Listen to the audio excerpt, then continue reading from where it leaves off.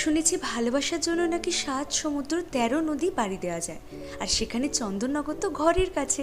Hello guys, welcome to my new mini blog. নববর্ষের দিন চন্দননগরে গিয়ে আমি আমার ভালোবাসাকে কিন্তু সামনে থেকে দেখেছিলাম, কিন্তু কাছে যেতে পারিনি, বড্ড মানুষের ভিড় ছিল। তাই ফাঁকায় ফাঁকায় যাওয়া, কিছুটা নিরিবিলি সময় কাটানোর জন্য। আচ্ছা বাবা, আর কোনো মস্করা করছি না, কিন্তু আমি কিন্তু একটা কথাও মিথ্যে বলিনি।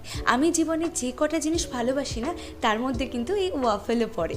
তাই যখন দেখলাম চন্দননগরে বেলজিয়ান ওয়াফেলের একটা স্টোর আছে, আমি তো আর সময় নিইনি, যত তাড়াতাড়ি সম্ভব আমি সেখানে পৌঁছে গেছি একটু টেস্ট করবো বলে। মেনুতে অনেক অপশনস ছিল, কিন্তু আমি যখন একবার নাটিয়ালা দেখে ফেলেছি, ডান বা আমি আর কোনো দিকে তাকাইনি, আমি ওটাই অর্ডার করেছিলাম।